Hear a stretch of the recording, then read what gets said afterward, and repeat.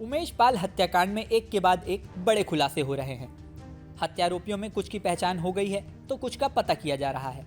इस हत्याकांड में अतीक अहमद, उसकी पत्नी, बेटे सहित 1.5 दर्जन से ज़्यादा लोगों पर मुकदमा हो चुका है। अब पुलिस को क्राइम सीन के बाद की स्टोरी पता चल रही है। मीडिया रिपोर्ट के अनुसार पुलिस को पता चला है कि उमेश पाल की हत्या के बाद शूटर सीधे चकिया पहुंचे थे। यहाँ से अतीक का बेटा असद अपने घर चला गया और अपनी मां शाइस्ता से मिलने के बाद वहाँ से तुरंत बाहर निकल गया। 2 लोग चकिया से जबरन मुन्ना के घर घुस गए। उन्होंने मुन्ना और उसके घर वालों पर कनपटी के ऊपर बंदूक लगा दी। वे रात भर मुन्ना के घर जबरन रुके रहे। सुबह मुन्ना के चचेरे भाई की बाइक लेकर भाग निकले। इसके बाद कहाँ गए अभी तक पता नहीं है। हत्यारों के पहुंचने की बात पता चलने पर पुलिस ने मुन्ना को हिरासत में लिया था। मुन्ना ने पुलिस को बताया कि वह नहीं जानता कि वो लोग कौन थे। मुन्ना ने बताया कि घर में घुसते ही उन्होंने घर वालों की कनपटी पर बंदूक लगा दी। इसके बाद जबरन रात भर रुके रहे। उन्होंने मुन्ना से ही बाहर से खाना मंगवाया। मुन्ना का कहना था कि रात भर पूरा घर दहशत में रहा। सुबह जाते वक्त दोनों शूटर मुन्ना के चचेरे भाई की बाइक लेकर भाग निकले। पुलिस को यह जानकारी मिली तो मुन्ना और उसके घर वालों को हिरासत में लिया गया, लेकिन लंबी पूछताछ के बाद फिलहाल मुन्ना को छोड़ दिया गया है। पुलिस सूत्रों का कहना है कि उसे अभी क्लीन चिट नहीं दी गई है। उसके मोबाइल कॉल की डिटेल और अन्य चीजें खंगाली जा रही हैं। वहीं इस हत्याकांड में सबसे पहली गिरफ्तारी सदाकत खान की हुई थी। वह अभी तक स्वरूप रानी नेहरू अस्पताल में भर्ती था, लेकिन अब उसे जेल भेज दिया गया है। उसे प्रयागराज की नैनी जेल में हाई सिक्योरिटी बैरक में रखा गया है। बैरक से बाहर जेल पुलिस को लगाया गया है।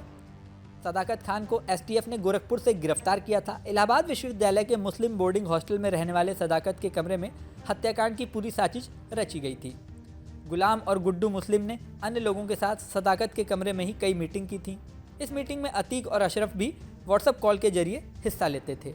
सदाकत को पुलिस ने षड्यंत्रकर्ता के रूप में गिरफ्तार किया और हॉस्टल के कमरे में ले गई थी। वहाँ से वापस लौटते समय सदाकत ने पुलिस से गाड़ी से कूदकर भागने की कोशिश की थी। नैनी की हाई सिक्योरिटी बैरक में उसे फिलहाल रखा गया है। पुलिस की गाड़ी से कूदकर भागते वक्त वह डिवाइडर से टकराकर घायल हो गया था। इसी कारण उसे शुरू में अस्पताल में भर्ती कराया गया था। गुरुवार को डॉक्टरों ने उसका मुआयना किया और उसके बाद उसे जेल भेज दिया गया। उसकी सुरक्षा में एक सिपाही के साथ एक नंबरदार को भी लगाया गया है। वहीं एसटीएफ के एक अधिकारी ने बताया कि सदाकत बेहद शातिर अपराधी है। पकड़े जाने के बाद उसने एसटीएफ से ऐसे व्यवहार किया जैसे वह अतीक या अशरफ को जानता ही नहीं। उसने अपने बारे में बड़ी बड़ी बातें बताई। जब उससे घटना वाले दिन की लोकेशन पूछी गई तो वह भी उसने गलत बताई। बाद में पुलिस ने जब उसकी मोबाइल लोकेशन घटना स्थल पर दिखाई तब जाकर वह टूटा और उसने पूरी साजिश में शामिल होना और बाकी बातें स्वीकार की। पुलिस आगे की जांच में लगी हुई है। आगे इस केस में क्या होता है ये तो वक्त बताएगा। इस वीडियो में फिलहाल इतना ही। जल्द ही नया वीडियो लेकर आपके सामने फिर आएंगे, लेकिन जाने से पहले सबसे ज़रूरी बात, हमारे चैनल न्यूज़ नेशन को अगर आपने सब्सक्राइब नहीं किया तो सब्सक्राइब कर लें। इसी के साथ स्क्रीन पर दिख रहा बेल आइकन प्रेस कर दें, जिससे हमारे नए नए वीडियोज़ की नोटिफिकेशन आपको मिलती रहे। मिलते हैं नेक्स्ट वीडियो में, बने रहिए न्यूज़ नेशन के साथ।